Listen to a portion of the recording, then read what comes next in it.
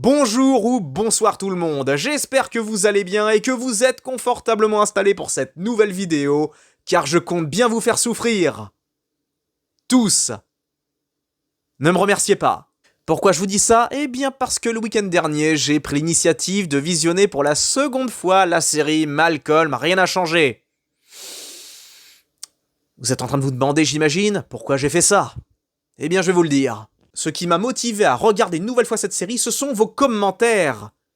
Et surtout les commentaires élogieux envers Malcolm, rien n'a changé. Bon, je dis ça, j'exagère. Sous ma critique de Malcolm, rien n'a changé, la majorité des commentaires allaient dans mon sens. À savoir, des gens qui étaient déçus, ulcérés, voilà, trahis également. Mais il y avait environ, je dirais, 4 à 5 commentaires qui allaient dans l'autre sens. Des commentaires qui sortaient du bien de cette série. Mad Mad, tu déconnes, la série est pas si mal, elle est maîtrisée, aussi bien sur le fond que sur la forme. Tu exagères, ou plutôt vous exagérez, c'est pas si mal, c'est pas si nul, c'est drôle, j'ai retrouvé l'esprit des premières saisons de Malcolm, je ne vois pas, qu'est-ce qui vous pose problème, etc. etc. Et ben mine de rien, si j'étais en désaccord avec tous ces gens quand j'ai vu la série, eh bien, à force de lire leurs commentaires, une graine a fini par germer là-dedans. Et c'est ce qui m'a donc motivé à relancer le visionnage de Malcolm, rien n'a changé. Et je pensais pas que c'était possible, mais le deuxième visionnage a été encore plus douloureux que le premier. Et pourtant, j'ai bien souffert la première fois, car en plus, comme j'avais dit, j'avais une espèce d'indigestion, donc les sens étaient décuplés, le malaise était encore plus palpable. C'est pour ça que quand je vais au ciné, généralement, j'évite de bouffer, j'y vais le ventre vide, car ça me maintient en éveil et ça me fait rentrer dans l'histoire. Et puis après, bon, voilà, on peut parler du film autour d'un bon burger, un truc comme ça. Donc c'est pour ça que je recommande aux gens de ne pas consommer de produits alimentaires avant d'aller voir un film. Une boisson à la rigueur, mais voilà, c'est quand j'ai vu cette série, je me suis dit, en fait, quand j'ai lu les commentaires, je me suis dit qu'effectivement, peut-être que le fait d'avoir trop bouffé, ça m'a un petit peu embrumé le cerveau, peut-être que j'étais pas vraiment au taquet, peut-être que j'étais pas réceptif à cause de mon état, et peut-être que, également, on s'était tous plus ou moins embarqués, donc tous ceux qui n'ont pas aimé la série, peut-être qu'on s'était tous embarqués dans une certaine forme d'hystérie collective, en mode on s'attendait à mieux, ou alors on était vraiment devenu aigri, on n'aime plus rien, il suffit de pas grand chose pour nous déranger, et en fait, non, on avait raison, la série est objectivement nulle, ratée, malaisante, tout ce que vous voulez. Et je respecte vraiment, sincèrement, l'avis de ceux qui ont apprécié. Vous avez le droit. Et je suis content de savoir que vous existez, car il faut une diversité d'opinions pour que le monde, les idées avancent. C'est comme ça que ça marche. C'est le deal. Cependant, comme je l'ai dit, le second visionnage a été encore pire que le premier. Et pendant que je visionnais une seconde fois, pendant que j'étais en train de me demander qu'est-ce que je regardais, pendant que j'essayais de penser à autre chose quand je voyais Bryan Cranston à poil en train de faire son numéro, pendant que j'essayais de m'évader au cours de certaines scènes, je me suis dit, attends, c'est pas la première fois qu'on bousille une licence qui était bien partie. Non, parce que j'ai repensé à une vidéo que j'ai tournée il y a 2 ans, une vidéo où je revenais sur les grosses licences qui se sont faites massacrer. Et il y en avait un paquet. Le truc, c'est que ces licences, elles n'étaient qu'au cinéma.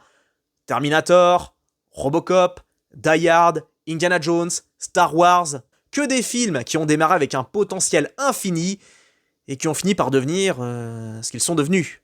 Et donc, pendant le visionnage de Malcolm, j'ai eu une espèce de vision d'horreur, je me suis dit oh, ça y est, cette malédiction touche aussi les séries. Et je sais ce que certains d'entre vous vont me dire. Vous allez me dire, non mais Mad Matt, t'as bien vu que ça fait déjà un petit moment que c'est le cas pour les séries. On a vu des tas de séries qui sont ratées, et qui sont pourtant parties sur de bonnes bases. Oui les gars, seulement là on parle d'un phénomène relativement récent. Parce que les licences, les films, les sagas qui se sont faites massacrer, ça date pas d'hier. C'est un phénomène qui commence déjà à prendre un coup de vieux. Prenez par exemple la licence Robocop. On a commencé avec un film génial, politiquement incorrect, hyper violent, irrévérencieux, intelligent, satirique, ce que vous voulez. Le film était parfait. Et après, qu'est-ce qu'on a eu? Robocop 2 qui était relativement cool, et puis Robocop 3. Vraiment, quand on est fan de la première heure, comme je le suis, et comme beaucoup d'entre vous le sont, j'imagine, quand on est fan de la première heure de Robocop 1, quand on passe de ce chef-d'œuvre à Robocop 3, ça fait mal. Très mal, mentalement comme physiquement. Tiens, je pourrais mentionner également Rambo. On a démarré avec un Rambo qui était très réussi, intelligent, profond, émotionnellement très puissant, avec un fond social, tout ça. Et puis bon, Rambo 2, Rambo 3, c'était que des films d'action relativement nanardesques, qui vieillissent de plus en plus mal avec le temps. Heureusement, Stallone s'est bien raccroché aux branches avec son Rambo 4, John Rambo, qui était génial. Donc ça allait, c'était, voilà, on a pu repartir sur de bonnes bases. Mais vous voyez bien que les films qui ont bien démarré et qui ont fini de façon pathétique, on en a eu un paquet. Je reviens à Die Hard 1, celui-là, ça pique, hein, c'est horrible. Bref, vous voyez bien que bousiller une licence, ça date pas d'hier. C'est presque devenu une tradition en fait. Le truc, c'est que cette tradition est en train de toucher les séries. Et en train de les toucher sales, là. Et ça, je voulais vous en parler, donc c'est parti pour cette analyse des pires séries qui ont démarré avec un gros potentiel, du point de vue des licences, tout ça, et qui ont fini par donner ce qu'ils sont devenus, à savoir des produits, au sens littéral du terme, des produits qui font honte au genre humain, je le dis franchement, parce que, je sais pas, on va faire le coup des générations, tout ça, sans pour autant éprouver de fierté, parce que j'y suis pour rien, je suis content, heureux d'avoir connu les années 2000, avec tout ce que ça implique du point de vue de la pop culture, séries, musique, cinéma, jeux vidéo. C'était une époque complètement dingue, et ça a contribué à me faire rêver, à me transporter, à m'élever, à développer une fibre, on va dire, une certaine forme de sensibilité en moi. Ça a énormément joué. Et je me mets à la place des gamins, des jeunes de 20 ans aujourd'hui, c'est chaud. Et je le vois très bien du côté des zoomers, du côté des jeunes de maintenant. Beaucoup se plongent sur la culture des années 2000-2010 parce qu'ils sont dépassés par ce qu'ils voient aujourd'hui. Et les jeunes de maintenant, ils sont comme les anciens, ils ont 2 bras, 2 jambes, une tête, un cerveau, un cœur, une âme, et ils sont sensibles à la qualité, ils sont sensibles à la beauté. Et ils sont, bien évidemment, insensibles, ou presque, quasiment pas du moins, à tout ce qui sort maintenant. Et c'est terrible, parce qu'on est en train de leur enlever une opportunité de s'élever et de rêver via les productions de grande qualité. Ils n'évoluent pas, ils ne grandissent pas au sein d'une pop culture qui est censée leur apporter du rêve, de la magie, au sens littéral, car maintenant le cinéma, les séries depuis un petit moment déjà, ça a remplacé la magie, ça a remplacé une certaine forme de divertissement ancestral. Donc faut pas prendre ce genre de sujet à la légère, c'est bien plus profond qu'on ne le pense. Bref, allez, c'est parti, je vous ai prévenu que vous allez souffrir, parce que vraiment, on va étudier les pires séries sorties ces dernières années, enfin du moins les pires séries adaptées de licence, et vraiment ce qui est inquiétant là-dedans, c'est que ces séries sont globalement sorties entre, allez, je dirais, dernier carat, 2016 à aujourd'hui, donc il y a moins de 10 ans. Et le gros des productions dont je vais parler sont sorties ces 4 dernières années. Donc on est sur un phénomène relativement récent, bien frais, et j'ose espérer, je pense qu'on espère tous que cette époque aura l'intelligence de se terminer le plus vite possible, de façon quasi prématurée, qu'on change de décennie, qu'on change de mood, qu'on change de mindset, parce que là, ça commence à devenir compliqué, et surtout très lourd. J'ai amorcé la vidéo avec Malcolm, rien n'a changé, alors il est tout naturel que je rembraye justement sur Malcolm, rien n'a changé. Bon, comment dire, on est passé d'une série irrévérencieuse, politiquement incorrecte, retenez ça, politiquement incorrecte. On est passé d'une série politiquement incorrecte, fédératrice, culte, qu'on aime ou qu'on n'aime pas, Malcolm ne laissait personne indifférent. Je n'étais pas un immense fan de Malcolm, mais je respectais cette série parce qu'elle faisait partie, non pas de mon environnement culturel, mais partie de cette ambiance, de ce mood, de cette qualité, voilà, de cette qualité audiovisuelle. Je sais que certains d'entre vous n'apprécient pas spécialement Malcolm, mais c'était pas si mauvais, enfin pour ceux qui n'aiment pas, qui détestent. Osez me dire que cette série était nulle, osez me dire que c'était mauvais. Non, objectivement, c'était très bien. C'était bien écrit, c'était bien joué, c'était intelligent, c'était, comment dire, original.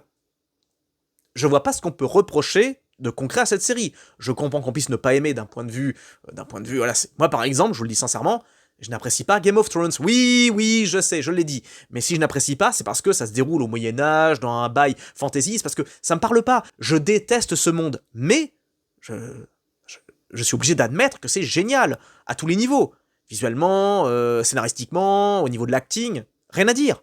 Donc, je comprends qu'on n'apprécie pas, mais il faut être un sacré menteur pour affirmer que la série Malcolm est ratée. Et donc, on est passé d'une série comme celle-là à Malcolm, rien n'a changé, et encore une fois, vraiment, c'était douloureux de me retaper ces 4 épisodes, ça a été douloureux de revoir Bryan Cranston à poil, en train d'halluciner, ça a été douloureux de voir tout ça, quoi, tous ces personnages, c'était terrible, terrible et ringard de ouf, quoi, c'était malaisant, et d'autant plus criminel professionnellement pour les jeunes qui ont retourné dans cette série, notamment celle qui incarne la fille de Malcolm. Je la vois mal percer dans les séries futures ou au cinéma parce que désormais elle sera affiliée à la gamine chiante, pas drôle, moralisatrice, et ça, c'est vraiment le mauvais move, et j'en parlerai dans une vidéo pour revenir sur les carrières détruites prématurément du côté de ces jeunes actrices. Hein. J'en ai déjà parlé, mais je vais faire un travail d'investigation un peu plus poussé, notamment du côté des actrices de la diversité, parce que on leur a vendu, on va dire, cette époque-là, oui, non mais c'est l'époque de l'inclusion, de l'ouverture, du politiquement correct, du wokisme, etc. On a fait croire à des gamines de moins de 30 ans qu'elles allaient devenir des superstars, qu'elles allaient cartonner, qu'elles allaient rouler sur Hollywood et sur tout, quoi, puis en réalité, elles se sont rendues impopulaires, détestables, désagréables, arrogantes, prétentieuses. C'est terrible, c'est vraiment terrible. Parce qu'il y a une réalité derrière tout ça. Il y a une industrie, il y a une industrie du mensonge. On fait croire à des gosses, à des gamines, qu'elles vont devenir des superstars, et en réalité, elles finissent complètement oubliées, détestées, et pour trouver du taf derrière, dans cette industrie, dans ce milieu-là, bonne chance, quoi. Donc ça, faudra en reparler à l'avenir. En tout cas, Malcolm, ça a été effectivement très douloureux, très pénible. Le second visionnage, encore pire que le premier. Et effectivement, c'est ce qui manque à ce Malcolm, c'est le politiquement incorrect. Il y a 0 gramme de politiquement incorrect dans cette série. 0. Et c'est problématique parce que aujourd'hui, nous avons plus que besoin de politiquement incorrect. On crève du manque de politiquement incorrect. On en a besoin, c'est vital, parce que le politiquement correct permet de constater la réalité de la société, de mettre le doigt sur des choses, sur des bails qui doivent évoluer. Or, ce politiquement correct, parce que la série est relativement politiquement correcte, eh bien ça handicape toute capacité de réflexion, ça enferme dans une certaine forme de confort mental, de confort intellectuel, si je puis dire, et ça, c'est pas bon. C'est pas bon du tout.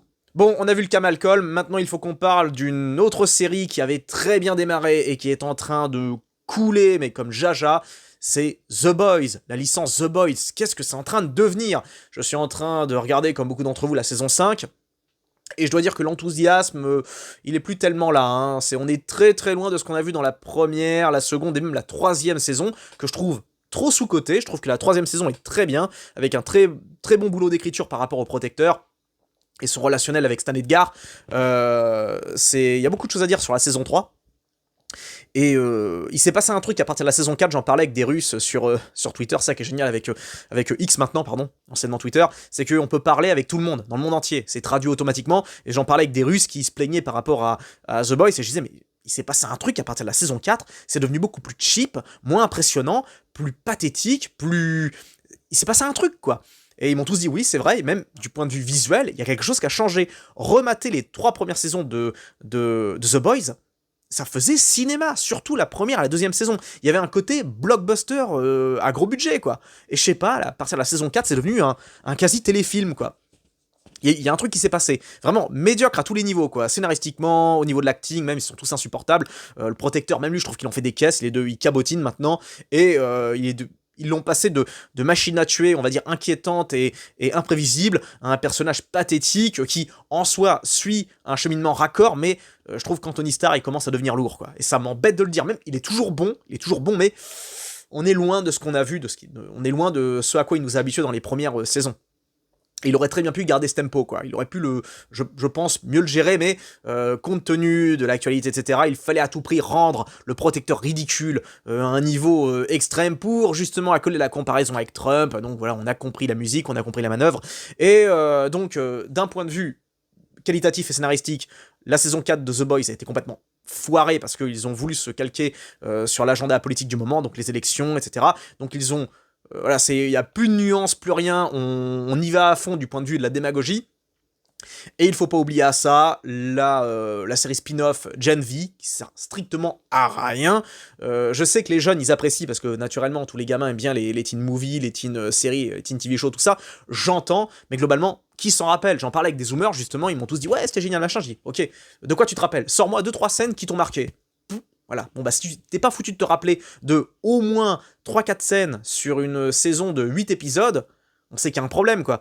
Je sais pas, par exemple, The Walking Dead, rien que pour le premier épisode, j'ai au moins 5 scènes cultes qui me viennent en tête. Minimum. Donc, c'est pour le premier épisode, hein, de la saison 1, quoi.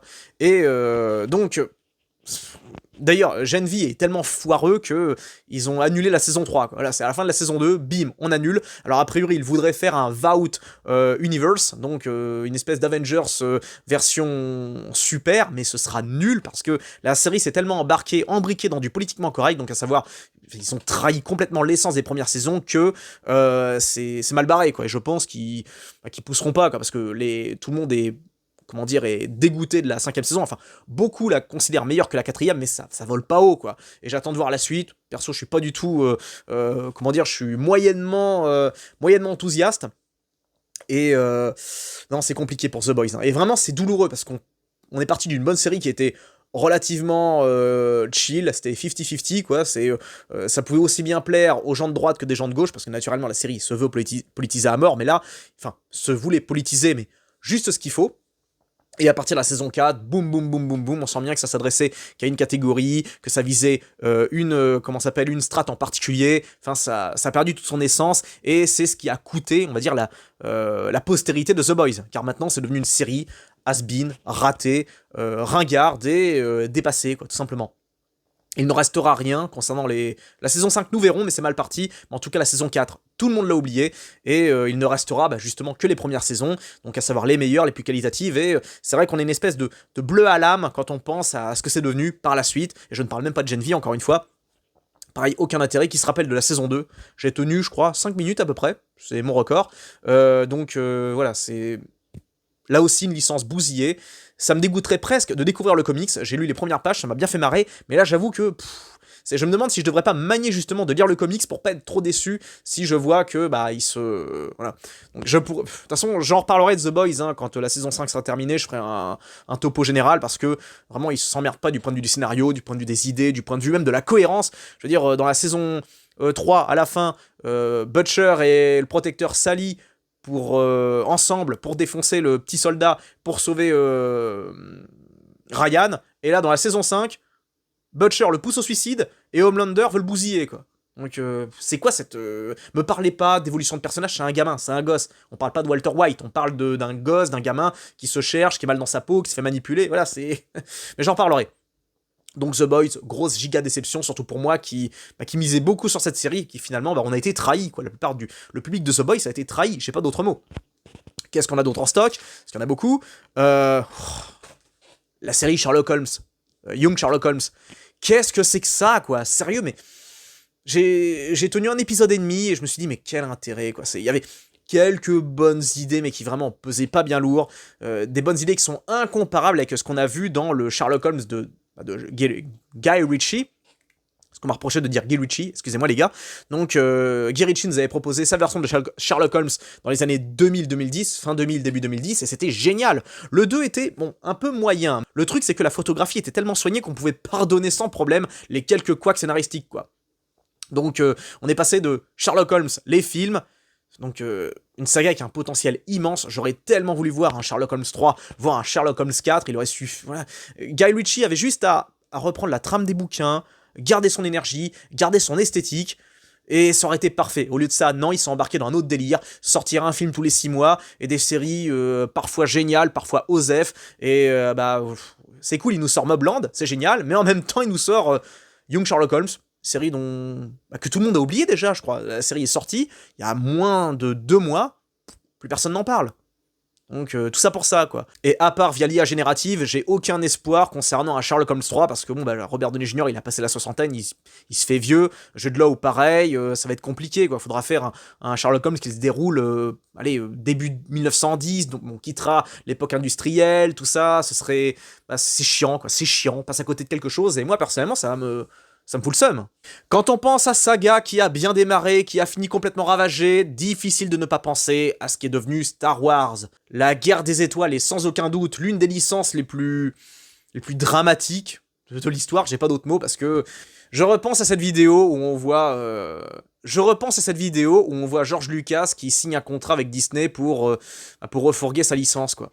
Est-ce que vous pensez très franchement que maintenant, à l'heure actuelle, à l'instant T, le bon George Lucas n'éprouve pas une certaine forme de regret par rapport à ça? Je vois pas comment il peut rester indifférent par rapport à ce qui est devenu son bébé. Et là, je parle même pas des films, je parle des séries. Ashoka, Skeleton Crew... Alors après, j'entends que Andor, il paraît que c'est pas mal. J'ai eu que des bons retours, mais franchement, flemme. Parce que... J'ai le sentiment que ceux qui sont derrière cette licence, ils trahissent le matériel d'origine et accessoirement la fanbase.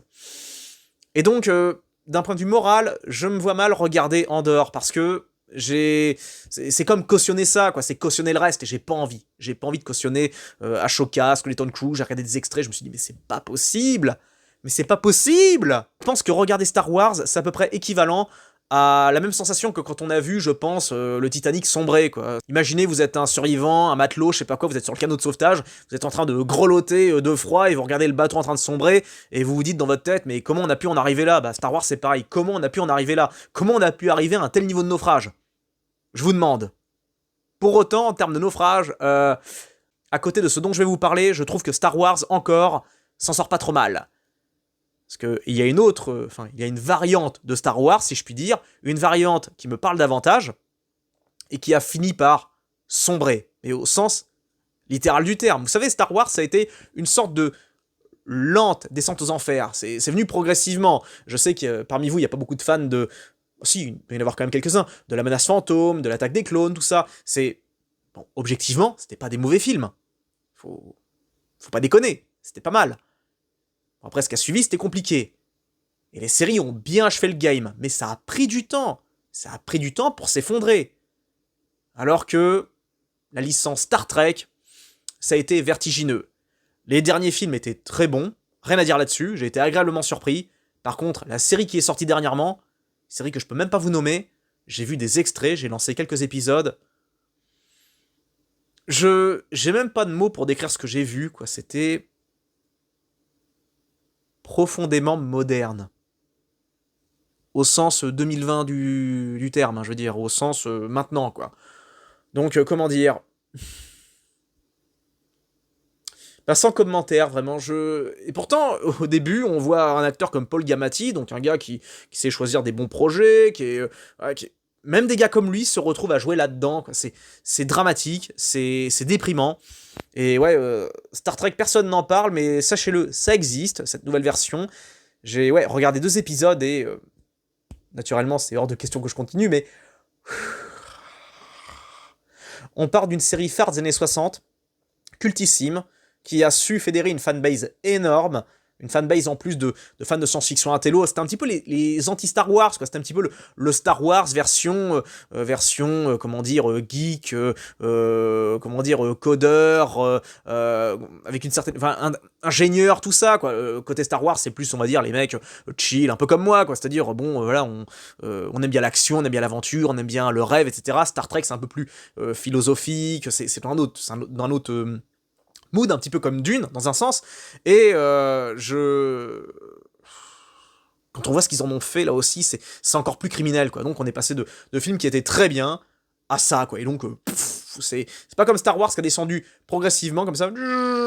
Non, là, c'est, vous savez, le crash d'avion, quoi. Vous avez il y a un réacteur qui déconne, et puis bon, bah, ça s'écrase, enfin, je veux dire, il se crache pas, quoi. Il part en altitude, et puis, s'il a de la chance, il peut toujours atterrir, amérir, s'en sortir, quoi. Que là, on est vraiment là, c'est carrément l'avion, ou plutôt le vaisseau Enterprise, on a retiré, je sais pas, les ailes, le carburateur, comment s'appelle, le bail anti-gravité, et puis boum, là, c'est chute libre. Là, j'ai pas de chute libre, littéralement. Donc, si vous êtes fan de Star Trek, un bon conseil, passez votre chemin. ne vous infligez pas cette chose. On va rester sur les grosses licences. Marvel, expliquez-moi, quoi. Qu'est-ce que... Autant DC, jusque-là, a réussi à retomber sur ses pattes avec une certaine forme de brio, quoi, faut le dire, hein. Franchement, le Pingouin, c'était très bien. Même, rappelez-vous de Gotham, c'était pas mal, franchement. DC a toujours su gérer avec une certaine forme de damage control, je sais pas quoi. Ils ont toujours su, quelque part, respecter leur univers. Et, bon, à part ce qu'on a vu au ciné en 2023, tout ça, on va essayer d'oublier. Mais du point de vue des séries, ça va. Il n'y a pas eu beaucoup de production, mais globalement, ça allait. Par contre, du côté de Marvel, wow, depuis quelques temps, c'est chaud, quoi. Alors, du point de vue du cinéma, j'en parle pas. Pour moi, Marvel, c'est fini avec Endgames. Pour beaucoup d'entre nous, c'est ça, quoi. C'était quelque chose de symbolique. On finit avec ça. Maintenant, on passe à autre chose. Laisser les super-héros dans leur coin, tout ça, c'est ce qui aurait dû se produire. Seulement, les producteurs, toujours autant avides de pognon, ils ont voulu faire durer le truc. Et on en est là, maintenant, en 2026, à attendre Doomsday, donc à voir ce que ça va donner. Perso, je n'ai aucun espoir quant à ce film, mais bon, on n'est pas à l'abri d'une surprise. En tout cas, du point de vue des séries, Marvel, c'est une catastrophe. Iron Heart, Daredevil dernièrement, la nouvelle version, Punisher, et je parle bien du Punisher de 2017, hein, donc sur Netflix. Je dois faire partie des rares vraiment à détester ce Punisher, quoi. Je connais très bien le comics. John Bernthal n'est pas un bon Punisher, je suis désolé, c'est un personnage à part, il doit pas être considéré comme le Punisher. Et la série, je pourrais en parler pendant des heures, autant son traitement était plutôt bien géré dans la série Daredevil, celle d'avant, pas la nouvelle, hein, mais celle de, ouais, il y a 10 ans, je trouve que là, le traitement de John Bernthal en Punisher était bien géré, bien foutu, mais par contre, sa série solo, un cauchemar, quoi. Et donc, Marvel, ce que c'est devenu maintenant, c'est une machine à cash, mais qui rapporte pas tant que ça, on dirait, quoi. Et pour moi, le pire, c'est Iron Heart, donc l'Iron Man de Wish. Ça me fait vraiment de la peine parce que la petite jeune qu'ils ont pris pour incarner, soi-disant, la nouvelle héroïne du game, bon, chaud, quoi. Donc, du point de vue du cinéma, Marvel, pour moi, c'est dead. Mais alors, du point de vue des séries, vraiment, on sent qu'ils veulent pas se fouler, qu'ils veulent pas renouveler, on va dire, qu'ils veulent pas, tout simplement, même pas renouveler, juste lâcher l'affaire. Foutez la paix aux super-héros. La super-héros fatigue, on la ressent tous. Arrêtez d'être dans le déni et laissez-les tranquilles et redémarrer sur de bonnes bases dans 5-10 ans. Laissez-nous respirer, inventer de nouvelles figures, de nouveaux personnages. C'est tout ce qu'on attend. C'est tout ce qu'on veut. Or là, qu'est-ce qu'ils font? C'est du recyclage et du recyclage. Et c'est pour ça que personne n'accroche, personne n'en veut, et tout le monde trouve ça naze. À juste titre. Mais ça, pour moi, j'estime, c'est rien par rapport à ce qu'ils ont fait au Seigneur des Anneaux, et surtout ce qu'ils vont faire. Alors, sans être un grand fan de Rick Fantasy, j'ai apprécié le Seigneur des Anneaux, parce que bon, c'est la culture des années 2000, et puis c'est réussi, objectivement. Le Hobbit, j'ai beaucoup de mal, trop d'effets spéciaux, trop, pas assez adulte. On a changé de mood, changé d'époque, ça date de début 2010 pourtant, donc une bonne époque, mais bon, on sentait bien qu'on s'engouffrait dans quelque chose de relativement moyen, et tout ça, ça a été pulvérisé par la série Le Seigneur des Anneaux, qui a des qualités, notamment son esthétique, en même temps, vu le budget, vu le pognon qu'ils ont mis là-dedans, encore heureux qu'esthétiquement c'est propre, mais ça restera pas dans les annales, ni dans la postérité, quoi. Enfin, il n'en restera rien. Il n'en reste rien, en fait. Et pour moi, ce n'est... Je pense qu'on n'a encore rien vu par rapport à ce qui est annoncé avec Gollum, hein, le projet Gollum, hein, qui va être porté par Andy Serkis.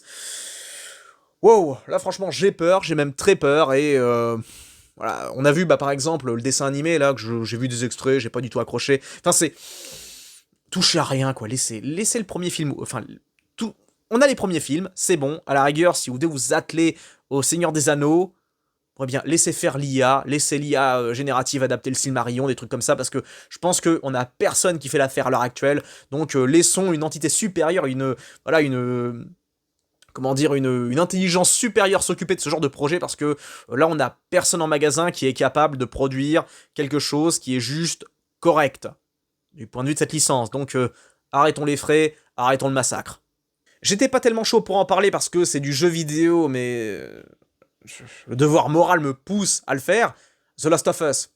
Là aussi, on partait avec une super licence qui tenait plus, pour le coup, du film interactif, voire même de la série si on fait le jeu, je veux dire, pas d'une traite si on le Voilà, si on le tryhard pas, si on prend notre temps, moi je consommais The Last of Us comme une série. Je m'accordais, enfin le jeu vidéo, hein, je m'accordais le deuxième volet, allez, 2 heures par jour, tac tac tac. Donc c'était comme une série que je matais sur une semaine et ça faisait du bien. Je me retiens généralement de tout faire d'une traite. Donc on partait avec un super potentiel, c'était génial. Et autant le premier épisode de la saison 1 était, j'estime, réussi, surtout le début, l'outbreak, autant la suite, ça a été un lent, même pas un lent, non, non, un rapide déclin. Et la saison 2, c'était encore pire, une véritable insulte à l'intelligence. Et je comprends tout à fait, ouais, qu'ils annulent la saison 4, il y aura une saison 3, hein, qui vont nous sortir pour l'honneur, pour le principe, mais ils ont dû stopper la saison 4, enfin, ils vont stopper la saison 4 parce que les gens sont pas réceptifs et ça va être encore pire dans les années qui vont venir. Parce qu'en 2023, il y avait l'hystérie autour de The Last of Us en mode c'était génial, Bella Ramsey joue trop bien Ellie. Et finalement, non, aujourd'hui on est tous d'accord pour affirmer qu'elle jouait très très mal. Et elle jouait surtout pas Ellie. Donc je voulais en parler parce que on tenait là aussi une grosse saga, une grosse licence, et ça a été. Et il y a de très fortes chances pour qu'on ait plus d'adaptation après ça. Parce que là, partez du principe que on a eu l'adaptation en 2023, 2025, donc il n'y en aura pas d'autres. Et personne va oser en refaire une. Et on n'est même pas sûr d'avoir un The Last of Us 3 en jeu vidéo. Donc cette série ne servait à rien, elle n'a fait que bousiller l'aura de la licence, et ça va potentiellement nous épargner un The Last of Us 3, mais également, bien évidemment, une série réussie, parce que maintenant que c'est fait, personne va oser vouloir reproduire la licence en série, parce que ce sera toujours affilié à la version avec Pedro Pascal, Bella Ramsey et tout ça, donc c'est mort, quoi, c'est mort. Ils ont bousillé la licence de Last of Us, enfin, conjointement à tout le monde, hein, Neil Druckmann en tête, tout ça. Donc c'est terrible, c'est vraiment terrible. Et je voulais en parler, parce que The Last of Us, la série, on va en parler de moins en moins, on n'en parle même plus. On en parlait déjà à peine quand c'est sorti, parce que c'était une telle déception, mais là, ça va terminer dans l'oubli total. Ça va finir, c'est une série qui finit déjà dans les cendres de l'histoire de la pop culture des années 2020, et c'est aussi triste que pathétique. Et pour terminer, enfin, en termes de licence qui a été gâchée, mais vraiment, mais d'une force, The Walking Dead. Alors, je ne parle pas que de la série The Walking Dead, je parle de tout ce qui a suivi, parce qu'il n'y a pas eu un seul spin-off de propre. Pas un. Et là, franchement, ça tient de l'exploit. Pour moi, The Walking Dead est mort à partir de la saison 6, c'est là qu'on a senti que la DEI, le wokisme commençait à prendre, à faire main basse sur les productions, sur les meilleures productions, parce que je le vois sur le Twitter international, là aussi, parce qu'il y a, comme je suis abonné à plein de comptes, je vois plein d'images des premières saisons de Walking Dead qui sortent, et tout le monde dit, mais c'est pas vrai, comment on est passé d'un chef-d'œuvre comme celui-là à ce qui a suivi, et c'est des comptes de jeunes, des jeunes qui ont 20 ans, qui découvrent ces séries-là sur le tard, et ils hallucinent quand ils voient le niveau de qualité des séries d'il y a 10-15 ans. Et The Walking Dead, pour moi, c'est dramatique parce que la série ne s'est pas contentée de se foirer, se planter. Parce que, en soi, j'arrive à digérer le fait que la série est finie par se barrer en sucette. Parce que les 4 premières saisons, allez, les 5 premières saisons régalaient tellement que, allez, je pardonne l'échec, je veux dire, j'ai appris à pardonner les autres saisons. Saison 9, 10, 11... Voilà, c'est comme pour Lost. Voilà. Lost, la première saison est génialissime, la deuxième, mais les suites insupportables, des multiplications de personnages, intrigues, sous-intrigues complètement random, inutiles. On perdait le fil progressivement, et je ne parle même pas des des histoires d'amour, de mélo, qui s'entrechoquaient sans arrêt, il n'y avait que ça, c'était devenu une espèce de soap en réalité, Lost. Mais je pardonne les saisons les plus ratées, parce qu'on a eu la première saison qui était géniale, une première saison qui nous a fait rêver, qui nous a transporté, qui nous a fait voyager. Donc je pardonne les très grosses erreurs des scénaristes qui se sont démultipliées au fur et à mesure des saisons. Donc voilà, on peut pardonner une série qui se barre en sucette à condition qu'elle nous ait proposé quelques saisons qui valent le coup. Or, pour The Walking Dead, c'est dramatique parce que, après la saison 5, ça a été une descente aux enfers pour la série de base, et ça a été une véritable hécatombe pour le reste, pour tous les spin-offs. Fear the Walking Dead, pour moi, c'est indéfendable. La première saison est la plus réussie, et pourtant, elle ne vole pas haut du tout, parce que tous les personnages sont insupportables et cliniquement cons, j'ai pas d'autres mots. Et puis alors, les saisons suivantes de Fear the Walking Dead, mais d'une stupidité effarante, à des années-lumière de ce qu'on a vu par rapport à The Walking Dead. Et alors, les autres, les suites, Tales of the Walking Dead, c'est le truc le plus débile que j'ai vu.